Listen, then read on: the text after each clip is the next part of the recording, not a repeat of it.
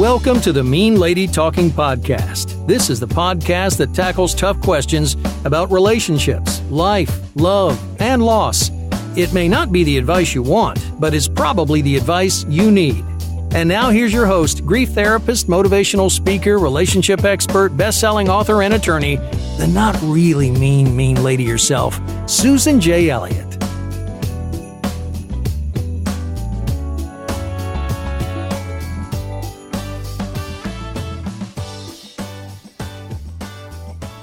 Good day, everybody, and welcome to the Mean Lady Talking Podcast. My name is Susan Elliott, and I'm the host of the Mean Lady Podcast, and I'm also known as the Mean Lady herself. Today, we had an incident where we were mean. In the Facebook group, we were mean. The thing is that I saw what happened in the Facebook group today.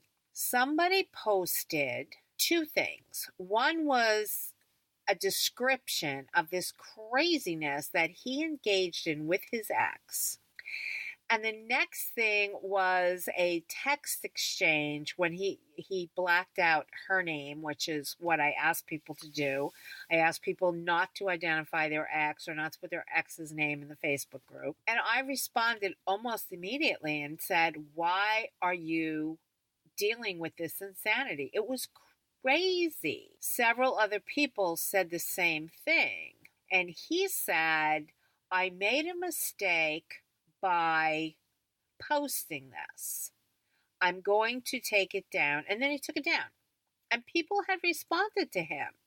People really cared about what was going on here. As long as you're embroiled with the ex, you're never getting better, especially if the ex is crazy. And what he posted was sheer insanity. What I want to do is tell you, if you listen to the first episode of this podcast, I explain how this became the Mean Lady and what people said to me at the beginning of my recovery and how I have said very similar things to people over the years. People don't always like what I have to say to them, but the people who listen, and many people have said that they were so resentful of what I said, just the way I was resentful when people said it to me. But those people got me well, and I've gotten other people well. It says in the Facebook group guidelines, this group is not for everybody. If you want to bring this stuff to a group and say, look at this stuff with my ex, and have everybody say, oh, hugs to you, your ex is so crazy. Oh, hugs to you. Oh, my goodness, your ex is so nuts, so out there. Hugs, hugs, hugs, pat, pat, pat. You'll feel better someday. That's not our group. Our group is, excuse me, why are you talking to her? As long as you're embroiled with your ex, nothing is going to change. You have to separate. I'm not sure what he was looking for when he posted this, but just about anybody who's been in that group, has followed the GPYB program, has understood the philosophy, knows that what went on between them was craziness. He would say, she's such a monster. Why would she say this? And then he would point to a nice text where she was saying, I'm thinking of you, something like that. I say very clearly in the Facebook group guidelines, we don't know why your ex does anything. Most of the time, we don't care. I mean, if your ex is a flaming narcissist or a flaming sociopath, flaming alcoholic, flaming drug addict, whatever, control freak, passive aggressive, whatever it is, they act the way they act.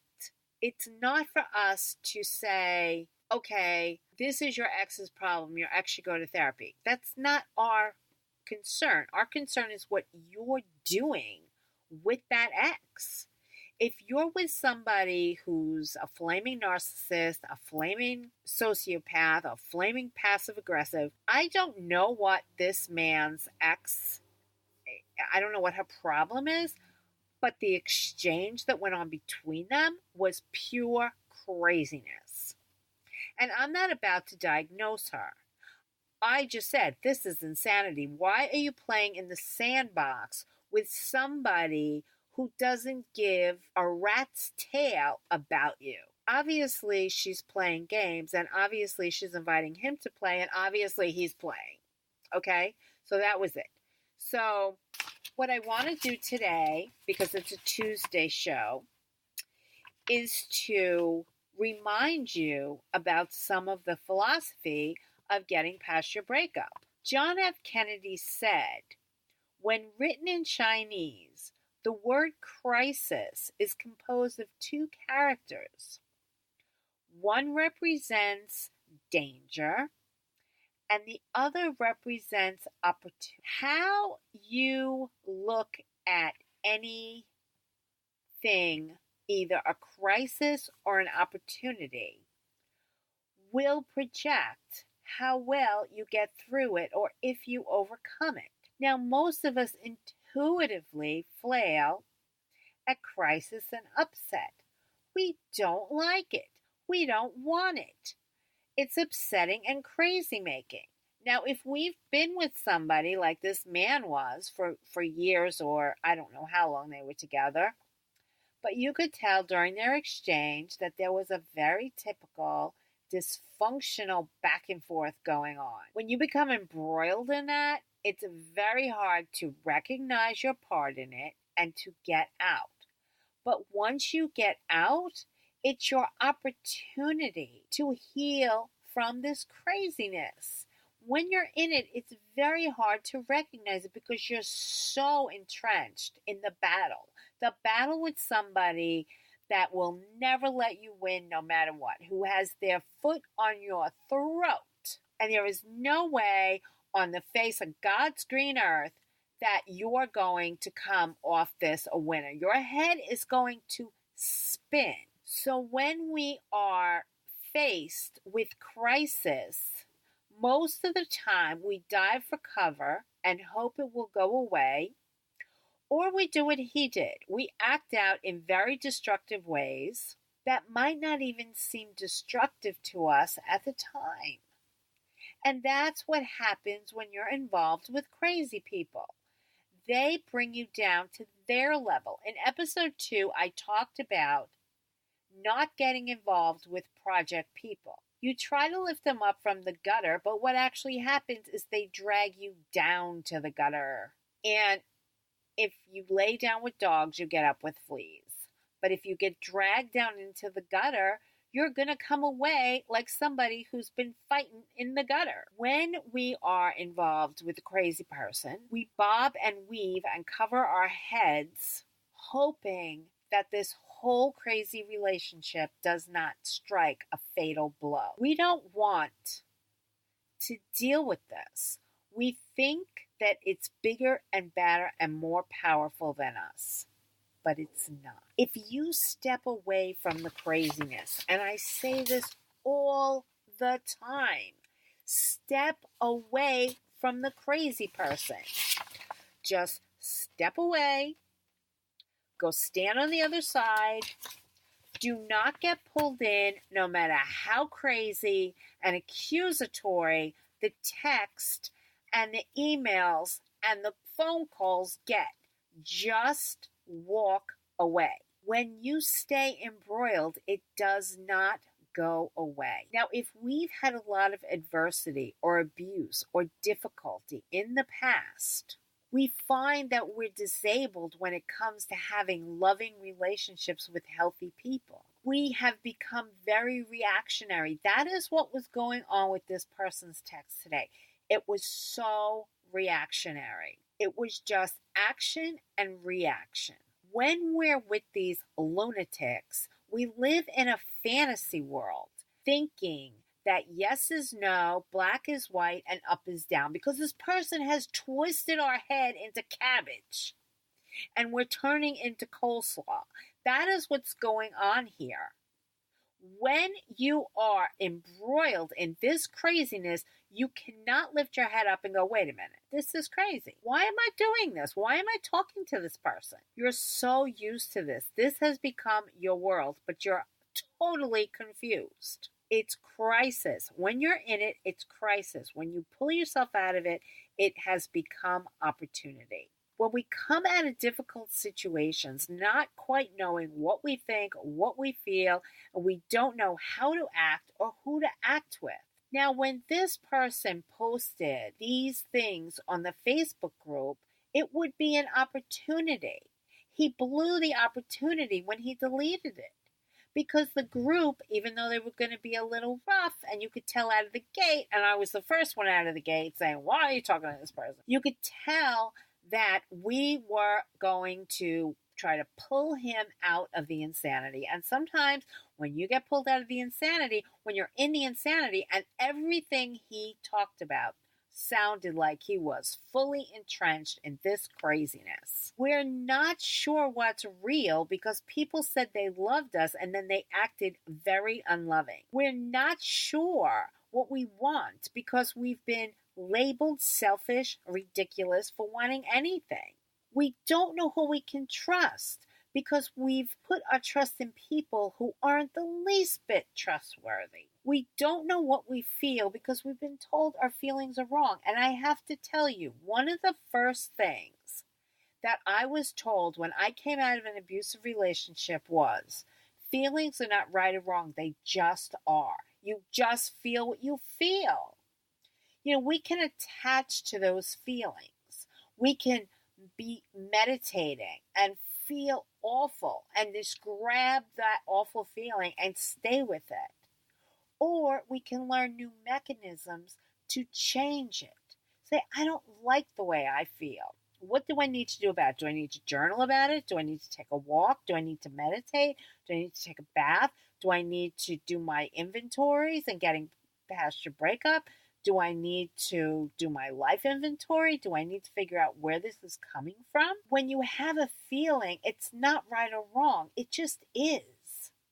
And you can either attach to it and explore it and investigate it, or you can let it go. You can say, you know what? I'm not doing this today. I'm not doing this today. I don't want to. And I was like that yesterday. I knew it was Mother's Day. May is both Brain Cancer Month, Brain Cancer Awareness Month. That's what Michael died from. And it's also Lupus Awareness Month, which is what I have. And it was Mother's Day, and it's Michael's birthday. And May's like a big deal. And we used to take our motorcycles to D.C. on Memorial Day because Michael was a Vietnam vet, and we would do Rolling Thunder. And it was so healing for him. And the first time we went down there to the wall, I had to physically pick him up at the wall. He found his best friend's name, and he told me about the night that the guy died. And I had to pick him up off the floor. But he had never dealt with Vietnam. When I met him, he said to me, I don't sleep very well. He said, I'm up all night. He had sleep disorder from the war. He'd always had it. And he would say, I doze. He's like, if you want to call me at 3 o'clock in the morning, just call me. I just doze. And he did. The whole time I knew him, he very, very rarely slept in the bed.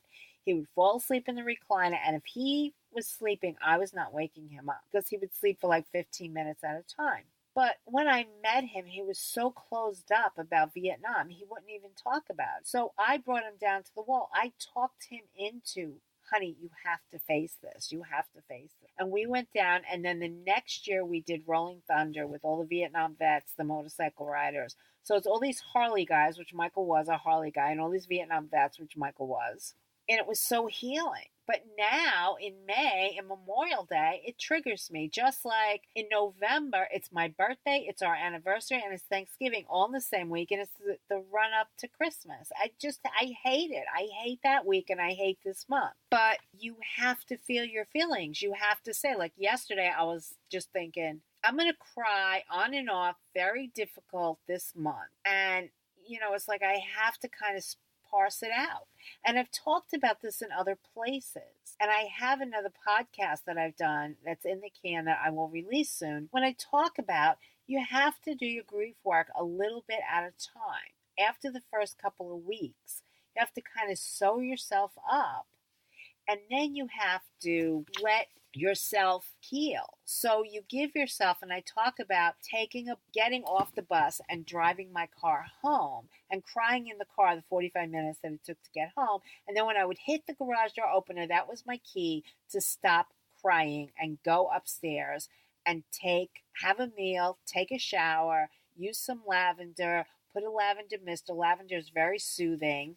And anyone who knows my work knows that I recommend aromatherapy. I would take a nice hot shower, a nice hot bath with lots of lavender products. I would put a lavender mister up, very soothing. And then I had these headphones, and I'll put it in the show notes where I got these headphones from. And I'd put on a meditation tape, and I would put on the grief process. It's an audio by Stephen and Andrea Levine. And I actually went to the conference where this was recorded. And it was so healing back then. So I'd put on they're sheep headphones. It's a headband that goes around so you don't have something hard like an earbud or headphones on. I would put the meditation on, and he'd be talking, and then we got to the first meditation. By the time we got to the first meditation, I was sound asleep. And all night long, the grief audio was playing in my head.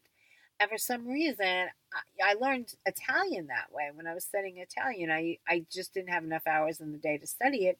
So I would put it on at night, and I would listen to it. And some reason, like before a test, I would have all the answers. And I got an A in Italian. I took 2 intensive Italian courses. So the first one, she told me, was like taking 2 years of Italian in one semester. And the second one was like taking 3 years of Italian in one semester. And we had to read paragraph after paragraph after paragraph. Anyway, I did that with grief. I would put on the headphones at night, and in the morning, something had healed. And I thought this helps, especially if you're having dreams. And I also had some other meditation audios that I would use that were just meditations. With Stephen Levine, it's talking. He's talking, and then he would do a meditation. Then he'd talk some more, do a meditation. I found his voice very, very soothing, both when I saw him in person and then again on his audio. He's a very gifted teacher. And so I would do that. And it heals you. It absolutely heals you. So you can't stay in grief, but sometimes you have to give your grief a voice and then shut it down. And that's what I was doing yesterday. I'm like, May is a hard month for me. Everybody else running around. It's spring, blah, blah, blah. We're all wonderful, blah, blah, blah. And for me, it's a really tough month. So yesterday, I allowed myself a little grief here, a little grief there. And then I would sew it up and say, you know what? I'm going to go and do this. I'm going to go do my plants. I had to do all my plants. I had to do my deck. And I said, I'm going to manage my grief today. And when you get good at it, when you do meditation, when you do relaxation, when you do your grief work, when you do your journaling, you learn how to do that. And that's one of the benefits of pulling out of the insanity with the ex. You learn how to compartmentalize your feelings. You deal with them. You don't push them away. You know that it's important to work through it, but you don't let them overwhelm you. And you know that self-care is important. And when you do this, I started doing this work in 1993. It's now 2018. So I have been doing this 25 years. 25 years. And I know, like I did yesterday, I have to compartmentalize. It will eat me alive if I don't. And that's one of the benefits of doing this work. You understand things like that. I need to do my grief work. Absolutely. I know that. I understand that. I have grief. May brings up a lot of stuff. November brings up a lot of stuff. Every 6 months, I'm going through a lot of stuff. I had a friend in November. My best friend actually said to me, the victim thing is getting old because I have a hard time in November. I'm like, what do you want me to do? This is hard. It's not like I want to feel this way. I'm a grief counselor. I've done everything by the book. If I'm going to grieve Michael for the rest of my life, that's what I'm going to do. If it takes that long, that's what I'm going to do. People are like, oh, come on. You're not over this yet? No, I'm not. And it's not for lack of trying. Not for lack of trying. But I can't let it overwhelm me. I know that I'm at a stage in grief that nobody understands. Other widows and widowers understand. Most other people don't. But you have to understand that feelings are not right or wrong. They just are. That doesn't give us license to say, well, you know what? I feel like not going to work today, so I'm not going. There's some days, take a mental health day here and there, do that kind of thing. But don't give in to every feeling. I feel like robbing a bank. No. We're not going to rob a bank. But you have to realize, to be a healthy person, you have to realize what your feeling is and what you should do about it. And sometimes there's nothing to do about it. Sometimes it's like you just need to let it. And then other times it's like, you know what? I'm tired of feeling this way. I'm going to do X and Y and Z to get out of it. But when you're embroiled in dysfunctional relationships with dysfunctional people, you have no breathing room to do that. None at all. You're so focused on them. They're so focused on you, and they're telling you all the time that what you're thinking, what you're feeling is all wrong. And one of the things, I was in an abusive relationship with a man who cheated on me 3 times in my first marriage. 3 times he cheated on me. And the night I went into the hospital to have my 3rd son, he had dropped off the kids because he had taken them for Thanksgiving weekend. That's another thing that comes up in November. He had taken them to New York to his mother's for Thanksgiving, and he dropped them off and went to his girlfriend's house, and then I had to hunt him down to take me to the hospital to have my baby. But he always told me my feelings were ridiculous. What are you feeling? I'm feeling abandoned and in labor and I'm bleeding and I'm in trouble. That's what I'm feeling. Do you want to take me to the hospital? He was like, I'm tired. You're tired. Excuse me. See the blood on the floor? That's me. I'm in labor. I'm about to lose this baby. Like you have to give some respect and some honor to your own feelings when you've been with people who have made everything your fault. Your feelings mean nothing. You're the crazy person. When you know, I'm not the crazy person. But as long as you're down there in the mud, playing around with the crazy people, you are a crazy person because they're making you crazy. And then they're telling you that it's not their fault. And in some ways, they're right because you're choosing to be there. Once you know, you're choosing to be there. And that's what my therapist told me. She said, okay, before you came to me, before you started going to support groups, before you started going to 12-step meetings, before you started doing this, you didn't know that you didn't know. But now you know. So when you're doing this pony ride with the crazy person, you know that this is not what you should be doing. And that's what happened in the Facebook group. He knew he shouldn't be doing it. He posted it because he was embroiled in the insanity and he wanted some help. But he didn't want to be told, why are you there in the first place? She sounds like a complete crazy person. And he's in the gutter with her. She's not up where he wants to be. He's in the crazy, crazy, crazy, crazy place with her. So when you're embroiled with crazy people, you don't know what's acceptable. Because when you've said, ouch, you're told it didn't hurt or worse, that you deserved it. And this happened to me when I started getting into abusive relationships with guys. My mother would say, what did you do to him? I would be like, what did I do to him? I mean, the man punched me across the room. He's 10 times bigger than me. What do you mean, what did I do to him? But she was abusive. And when I started therapy, my therapist suggested that I approach my mother in a friendly way to ask her what was up with all the abuse. And I knew my mother didn't think she was abusive, but I had to satisfy my therapist. You know, I did most of the things that she suggested. And had I not done it, I would always wonder, you know, should I have done that? So I go to my mother and I say to her, you were abusive. And she looked at me like I had 20 heads. And I said to her, do you remember when you beat me with the broom and broke it? Hit me so hard that she broke the broom over me, and then she went to get the mop, and I had the flu, and the dog's jumping up at her. My sister had to come in and pull her off of me, and my sister screaming, you're going to kill her. So I'm like 30 years old, and I say to my mother, I say, do you remember that? And then I went to school. I was a junior in high school, and I had to type. And I couldn't type because my hands were all swollen from where, you know, I had those defensive blows on my hand trying to shield my face. I had a fever of 103. I had the flu.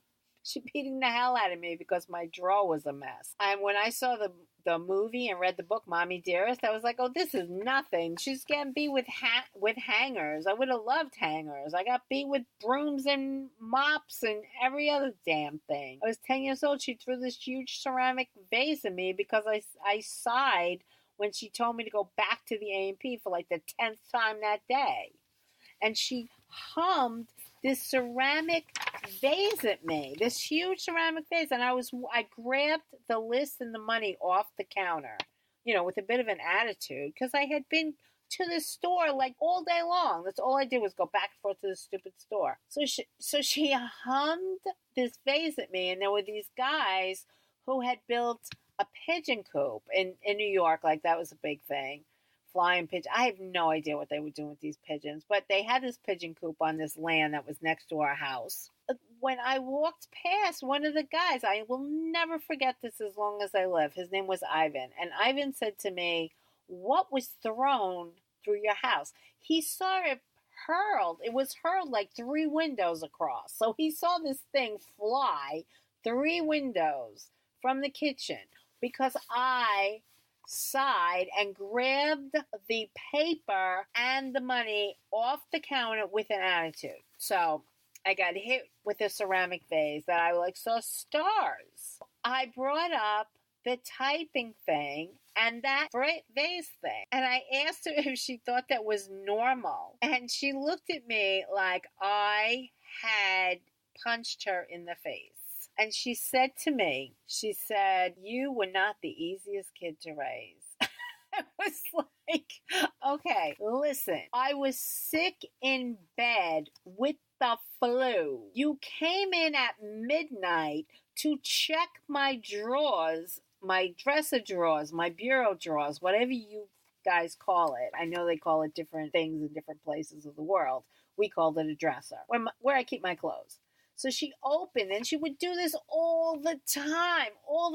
I had 3 drawers, and I'm in bed. I have the flu, 103 fever. I'm so sick. She comes in the room. She opens the drawer. She sees that a sock is out of place. I mean, everything had to be lined up perfectly. I still line up all my socks perfectly. It's like my socks are perfectly aligned. She comes in, my socks were not perfectly aligned. I had taken my socks and thrown a couple of pairs on top. She freaked out. She dumped the drawer. That's what she would do. She would dump the drawer. And then you had to get up and you had to put it back in. And she would do that to everything in the room. She used to call it going on a tear.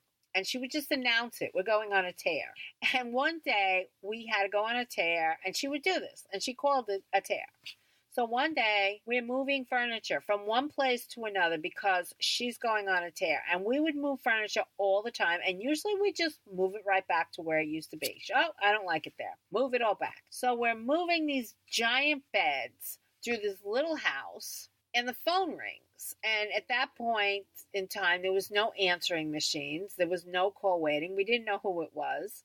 And my brother was moving the bed. He was right next to the phone. He had the bed headboard in his hand. I will never forget this as long as I live. Phone rings. Yeah, and at that time, you always picked up the phone because there was no other way to know who was calling. So my brother picks up the phone. He didn't say hello, didn't say anything. He goes, "Can't talk now. We're going on a tear." And he hangs up the phone, and I drop the other end of the bed. I just start laughing so hard. So we're going on a tear. It's midnight. I have the flu. Sure, why not go on a tear? My socks aren't right. I mean, could you find another reason to go on a tear? I don't know. But this was my house, my insanity that I grew up with and thought it was normal. This was my adoptive mother. I know that I've screwed up in other things, not differentiating my crazy mothers.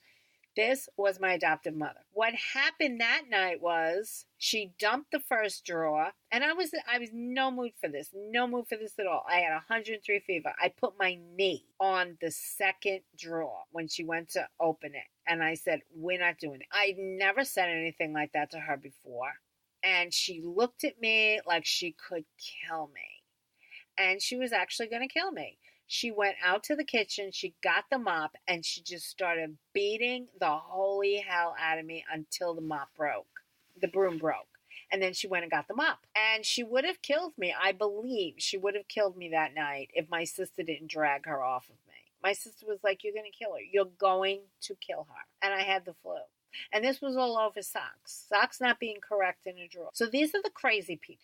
And when I brought this up to my mother, I brought that incident up to my mother because I couldn't understand how she could validate her behavior, how she could tell me that that was okay. And I was kind of young in therapy. It was probably my first or second year. I learned later on not to expect anything from these crazy people.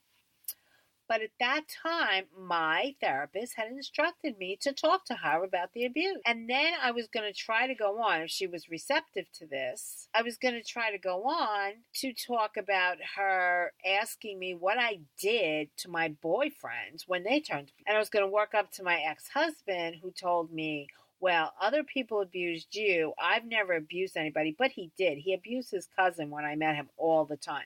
He just never considered that abuse. He beat the hell out of his cousin all the time.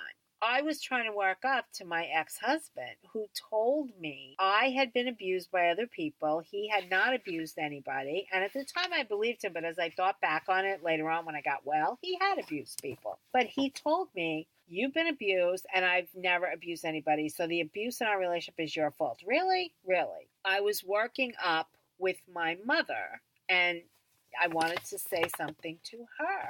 I was going to work up to my ex-husband. But she said, you were not the easiest kid to raise. So I brought up two things that had nothing to do with me being easy.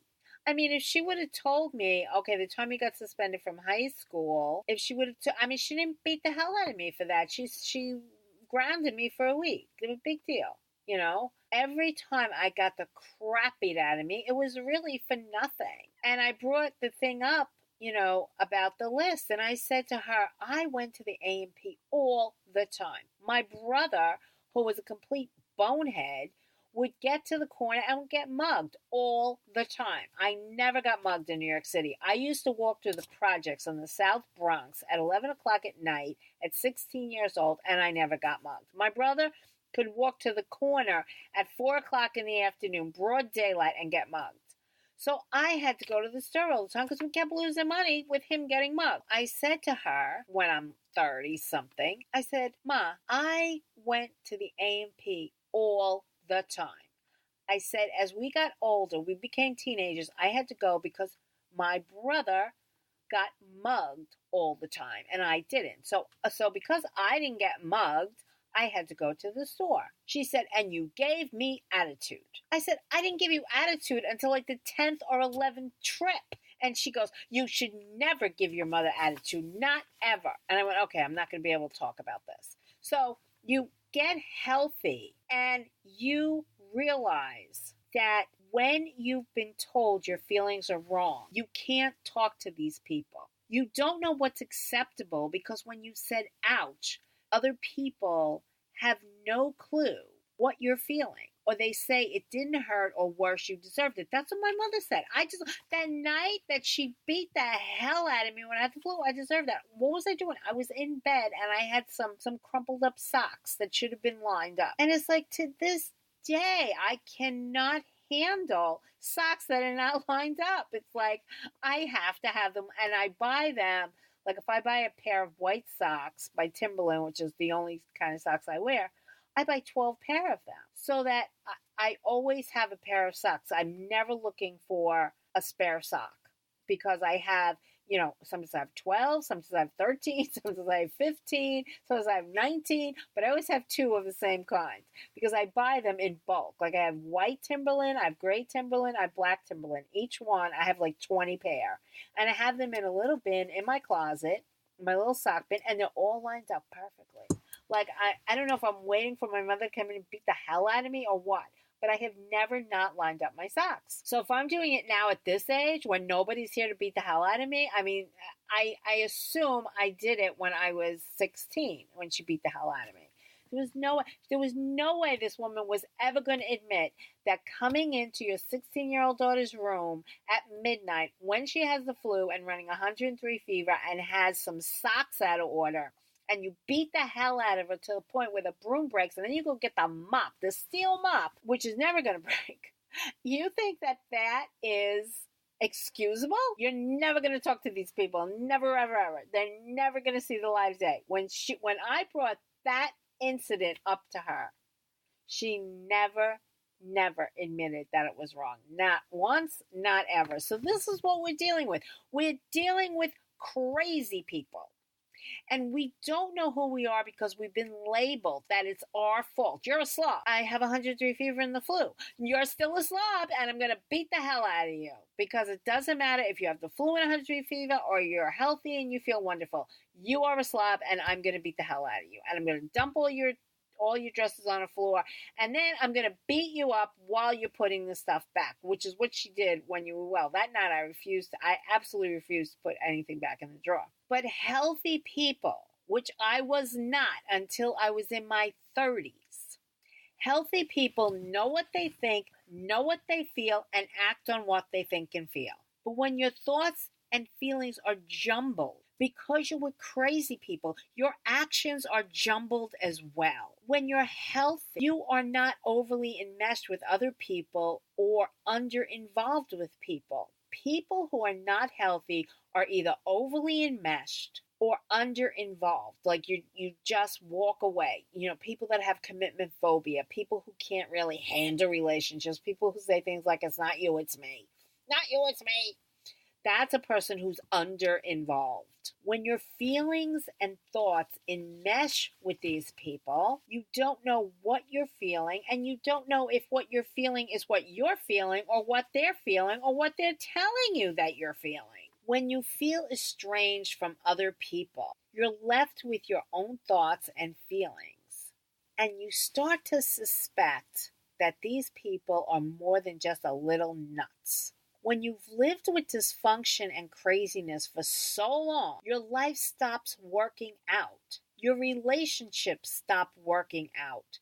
And you come face to face with a personal crisis. A crisis is a time when it's clear that something dire has happened and that life cannot go on as before. You cannot go on as before. Like John F. Kennedy said, when we're in crisis, we feel the danger. We don't feel safe. Instead, we feel overwhelmed and distressed. We feel emotional and unsure. We feel anxiety and depression at one time. We have this sense that we're teetering on the edge. And at that edge is the danger that we hope we can avoid.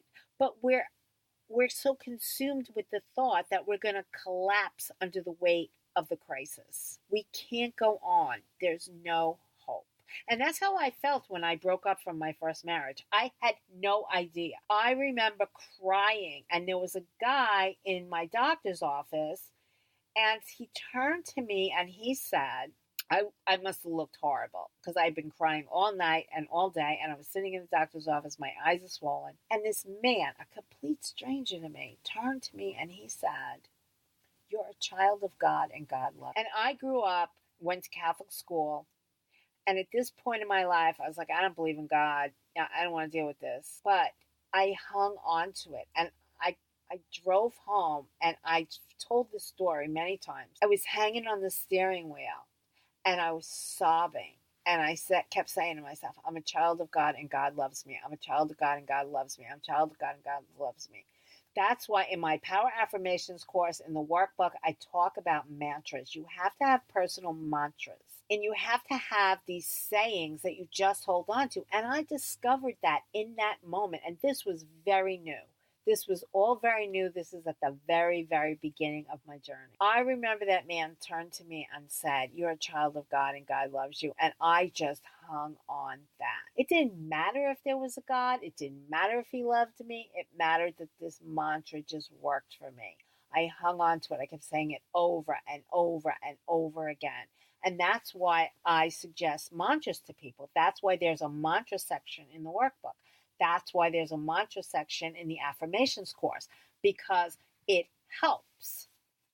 So I didn't know what to do in that crisis. I was completely collapsing under the weight. What I found was at that edge, at the edge of that crisis, is also opportunity. It's the opportunity to stop and take stock of how this crisis happened and what you need to do to keep it from happening again. At the edge of crisis is the opportunity to decide that you've been pushed too far for too long by too many. And it's time that it stops. It's time right now for it to stop. Crisis presents us with the opportunity to turn our life into exactly what we want it to be. Crisis presents us with the opportunity to get it right, to get right with ourselves, and to figure out once and for all that down is down, up is up, which way is good and which way is not good. Who is good for us, who is not good for us. That is the opportunity we get presented with when we pull ourselves out of the insanity with the crazy people that are trying to drag us back into the gutter. Okay, I don't want a relationship with you, but I want to keep talking to you and I want to keep making you crazy. Okay, yeah, fine. I want you in my life. What are you, nuts? Get away. Get away from the crazy person. Step away, step away, step away. Step away from the crazy person. Put the insanity down once and for all. Crisis presents us with the opportunity to learn what we think, learn what we feel, and act on what we think and feel. Not what someone else is telling us. Not what someone else is telling us we're thinking. Not what someone else is telling us our feelings are wrong. But what we think and feel. And we say to ourselves, that feeling is legitimate, or that feeling is crazy. Like, we decide for ourselves. Yesterday, as I was talking about it, I knew that I had grief bubbling up. But I also knew I didn't want to stay in bed all day and grieve. Like, I had things to do, and there were things I wanted to do, and there were things I wanted to get involved with. But I wasn't going to ignore my grief. I gave it, some time every few hours. I thought about something, I cried, and then I went on and took care of myself. Self-care is a very, very important thing. When faced with a crisis, when faced with, okay, I just went through this breakup. My ex is crazy. I have to detach from my ex, but I don't know what to do. My life is just shattered. There's crap all around. I'm obviously not clear on what's going on in my life. It looks like a war zone, and I'm not quite sure what to do. If it's a war zone, it's time to clear the rubble and get right with yourself. If it's a blank slate, be thankful it's a blank slate. I can build on this. Crisis presents us with the opportunity to figure out who we are and where we're going. Crisis presents us with the opportunity to learn what we think, learn what we feel, and how to act on what we think and feel. So when you're faced with a crisis, recognize the danger and vow to be good to yourself, seek support, get enough sleep, eat right, and make sure you're moving away from the danger. Move away from the crazy person. Build your support networks. Go to therapy, go to groups, go to 12-step meetings, join the Facebook group, join a codependent boot camp that I'll have signed up for soon. And also build your fun up. Spend time with meeting others, doing things for you, and expanding your hobbies and interests. Go to meetup.com. Look in your neighborhood place. I have something called the marketplace, and I don't know why. It's things that people are selling local to me. I don't even know how I got into this group, but it's a local group, and sometimes people post things that they're doing. At the beginning of getting back out there, I talk about going out and seeing Southside Johnny, and he pulls me up on stage. And then I went on Facebook to find people that follow the band, and they had the picture and the videos on YouTube, and I have it on the Getting Past Your Past channel, so you can check that out. But that night I went out by myself, and I talk about that in Getting Back Out There. I went out by myself, and I wound up getting pulled up on stage, singing with Southside Johnny, and then I met all these people. And then I pulled my best friend out, who was going through a divorce at the time, and now she's dating the trombone player from Southside Johnny and the Asbury Jukes. It has a ripple effect. You got to get out. When I went out there, I was feeling horrible that night, absolutely horrible. But it opened my eyes. I met all these great people. I hung out with this support network for a long time. They were great. So, the support network's not going to run through your living room and say, come on and go out with us. You have to go there. Be open to new opportunities. Be open to spending time with others, going out, meeting things. Put yourself in places where there are people. You have to do your grief work. You have to do your inventories and getting past your breakup. And then you have to do your standards and inventories and getting back out there. You have to finish your unfinished business. You have to spend time every day journaling. And you have to spend time each day with you and just you. Phone off, computer off, any mode of communication off. Make sure the world cannot reach you, cannot touch you for 15, 20 minutes a day. If that's hard for you, then there's something wrong. So you really have, the harder that suggestion is for you, the more you have to do it.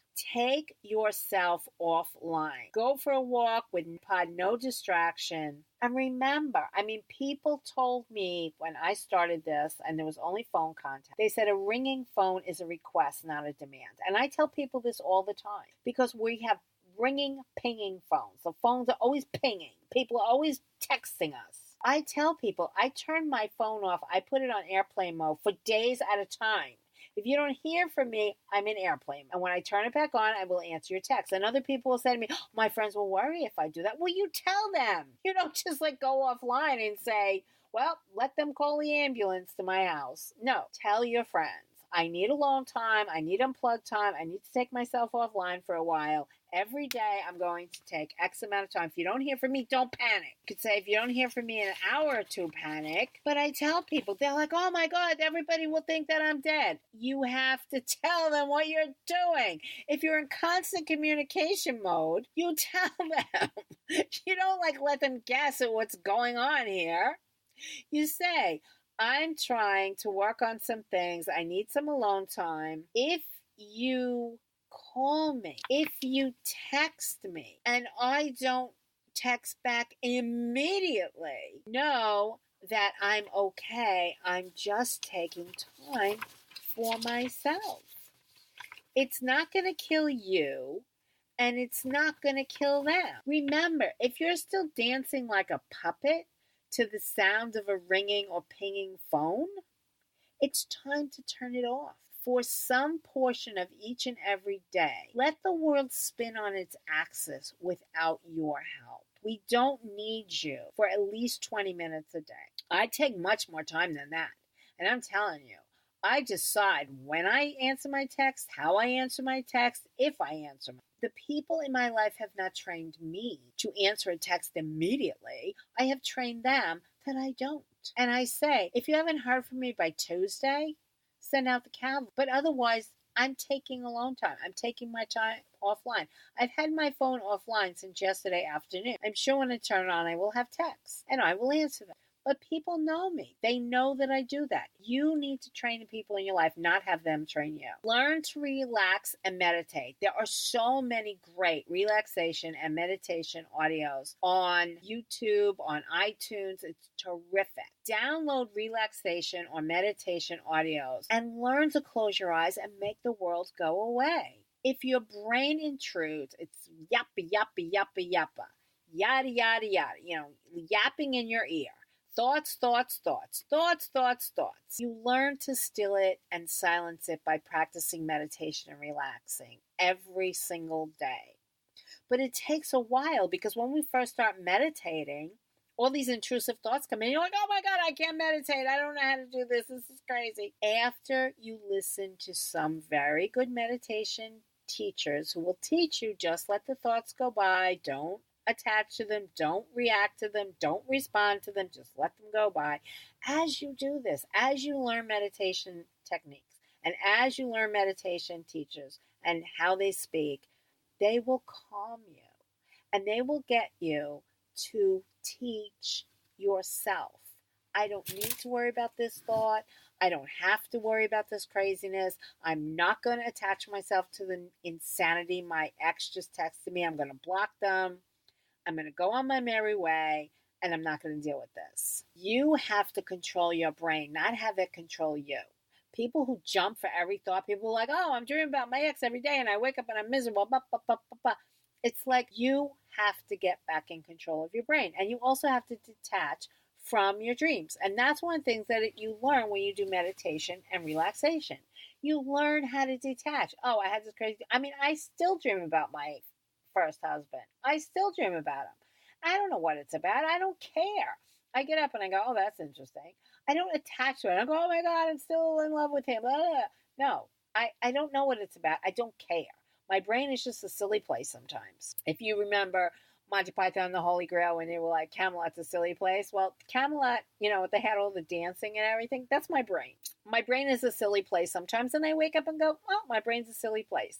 And Stephen Levine calls it mind. He doesn't call it my mind. He doesn't call it the mind. He just calls it mind. He's like, oh, mind, silly mind, crazy mind. Don't attach to it. Don't attach to every thought, every feeling that comes along. When you get healthy, you learn how to do that. You learn how to detach. But when you're playing with the crazy people, you don't know how to do that, and you're never going to learn. And if you write all this out to the healthy people, and the healthy people are like, excuse me, why are you playing in the nut land? And you go, oh, screw you healthy people. I should have never posted this. You're so mean. Remember the name of the podcast, Mean Lady Talking. Yes, I was mean when I said, why are you talking to her? She sounds like a nut job. That's very mean, but I'm sorry, I stand by that. So if you do your unpluggedness, if you do your meditation relaxation every single day, it's a practice. You have to practice it. I know that after 20 years, I can dream about my first husband all night long and wake up and go, and shrug it off. I don't care. That stuff has absolutely no control over me. So crisis is opportunity when played correctly. So when faced with a crisis, which a breakup is a crisis, recognize the opportunity to change your life and become everything you've ever wanted to be.